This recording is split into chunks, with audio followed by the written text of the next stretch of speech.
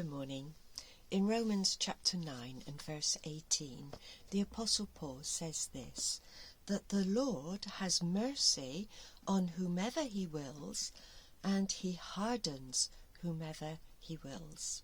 So the Lord allows people to harden their hearts if they so wish. And it seems that Watchtower's leadership has done that.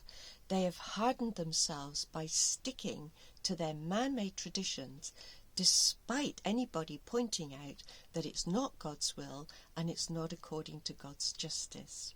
Now that hardness of heart has translated into them demanding a lot of money from the people who go to their meetings. This is not from God, so we have left Watchtower for various reasons. But what do we do? Do we leave God as well? No, if possible. In the first letter of John, chapter 3, and verse 24, John says, "Whoever keeps the commandments," that's of Jesus Christ, "abides in God and God in him." The Apostle John doesn't say there's a certain group of people who would be the only ones to obey God's or Christ's commandments.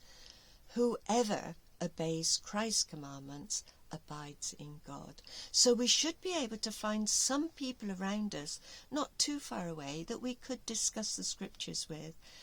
Or we might even want to join a little group if we feel that we can cope with their beliefs and so on. If they are trying to obey Jesus Christ's commands because it comes from God, then they're acceptable to God. But what I would like you to do, most of all, is to become thoroughly familiar with the scriptures for your own self. There are several reasons for this. The first reason is that the Bible is the Word of God, and you cannot get closer to God than reading it for yourself. Become thoroughly familiar with the teachings of Jesus Christ and the dealings that God had with the Israelites in olden times. Why? In first letter of John chapter 4, he says, "Beloved, do not believe every spirit or every teaching, but test the spirits or teachings to see whether they are from God. For many false prophets have gone out into the world. By this you know the Spirit of God. Every spirit that confesses Jesus Christ has come in the flesh has come from God." So you might listen to preachers online or something like that, and then you can line it up with what you know of the scriptures to know whether it's true or whether it's false. So learning the scriptures for ourselves is a safeguard against false teachings.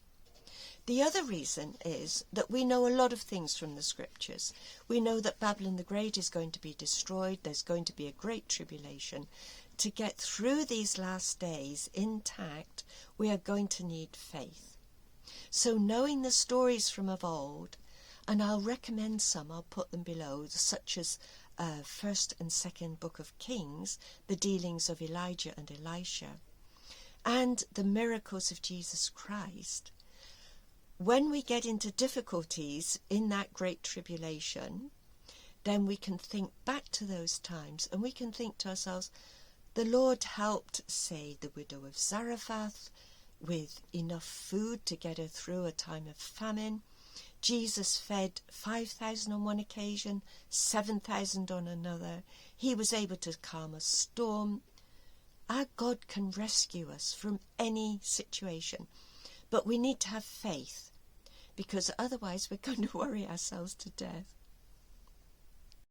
So we have much reassurance in the scriptures. In Luke 21, Jesus told us this: "Not a hair of your head will perish. By your endurance you will gain your lives." We're going to see difficult times. In verse 26, he said, people would be fainting with fear and foreboding of what is coming on the world. But we won't be like that, because Jesus has promised that we will see the Son of Man coming in a cloud with power and great glory. We look forward to the fulfillment of all these prophecies, and as Jesus said, when we see these things, we straighten up, raise our heads, because our redemption is drawing near. So, we read the Bible because it's the Word of God, that it gives us a measure to measure false teachings and true teachings.